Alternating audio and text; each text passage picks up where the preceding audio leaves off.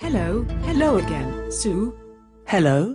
I was wondering if we could talk more about managing eating disorder patients today. Certainly. Where would you like to start? Last time we talked about symptoms. Could we talk about treatment? Of course. The most important thing for any eating disorder patient is to normalize eating. The goal is to regulate eating and to provide the much-needed, balanced nutrition. We need to normalize eating, right? Right.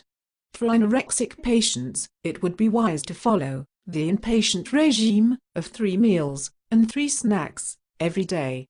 Patients should be started with around 1,000 calories and then add an additional 200 calories per day. There is a small but serious risk of refeeding syndrome, and a patient should be carefully monitored at the beginning of the refeeding process. You can download the Restoring Regular Eating Plan from the www.eatingresearch.com website under the For Health and Education Professionals tab. That was a Restoring Regular Eating Plan from the Eating Research website. Why is it so important?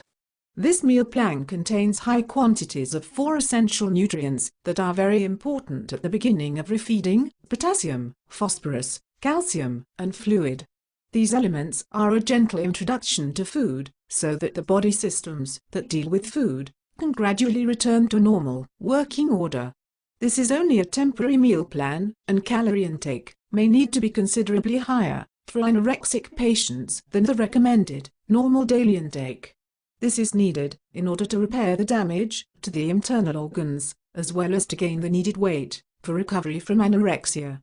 So, this is a temporary meal plan. Should I give this plan to the patient? For adult patients, yes. It is a good meal plan for them to follow. You might also want to give a copy to the adult patient's carer, parent or friend, whoever is supporting them. For children and adolescents, give the plan to their parents and carers, so that they can prepare this food for them. So the plan is to go to patients and to the parents of younger patients. Is it the same 3 meals, 3 snacks plan for bulimia? Quite often, bulimia patients are not underweight, but need to normalize their eating with a balanced, normal recommended daily intake.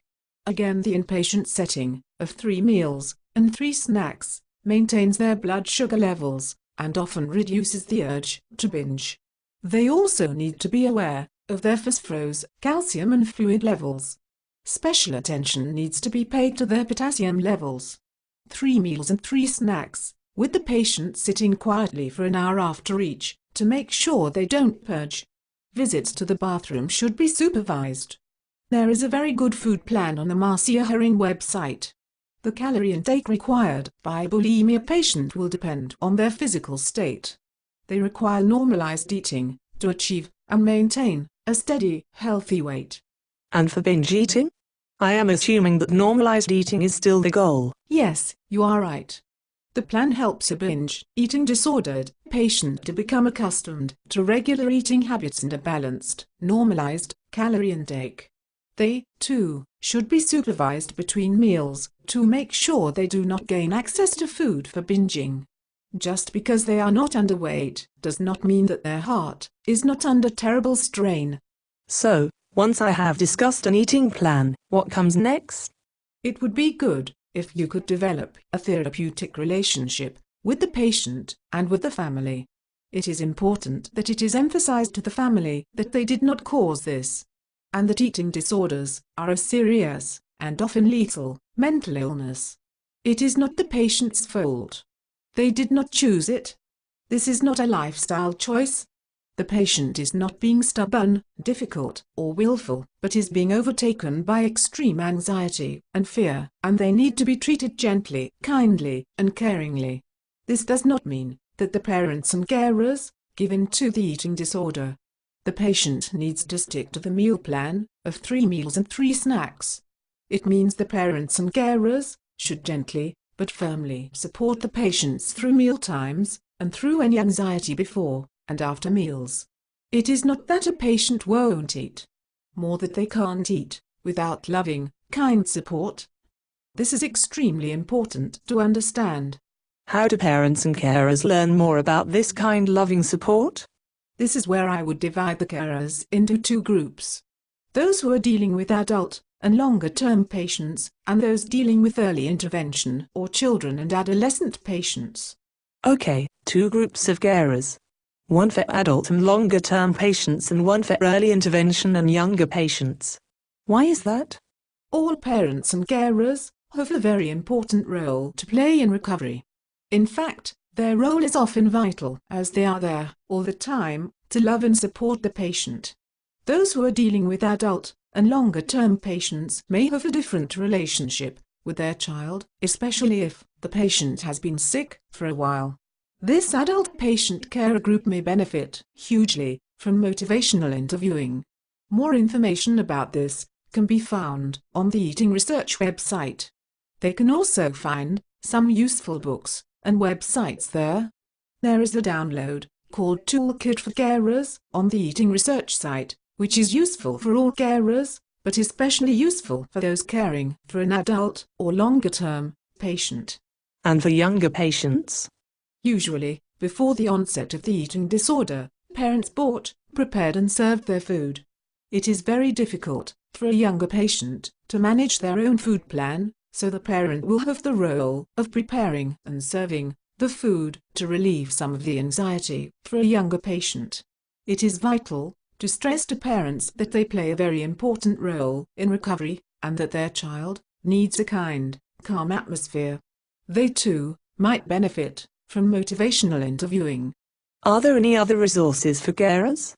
There is a list of resources and books on the Eating Research website. The Useful Link tab has a section for carers as well. And what is my role, apart from giving the information to patients and carers? Should I be taking on more of a carer's role? It would be good if you could also learn more about a carer's role and, maybe, some motivational interviewing techniques. Support for all the parents, especially those of adolescents and children. Connecting with the patients and being a support is an important role. Being someone that all the people involved in the recovery process can talk to. So a caring role. Should I be doing anything else? You and the GP also have roles in monitoring health and progress.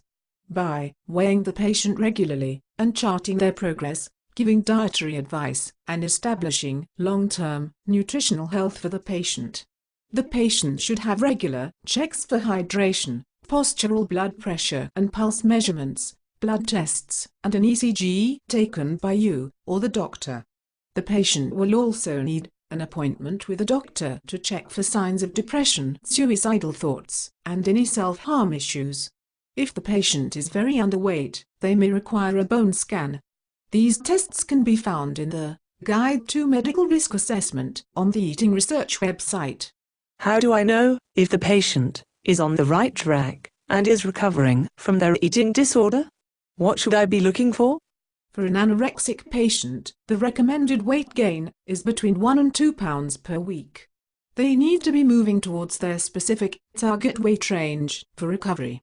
For a bulimic patient and a binge eating disorder patient, there should be a stabilization in weight and a normalization of eating patterns. And no binging. For a bulimic patient, ceasing purging is an essential part of treatment. What happens if the patient is making no progress? You should make an appointment for them with the GP for referral to the next level of mental health services. Thank you for that.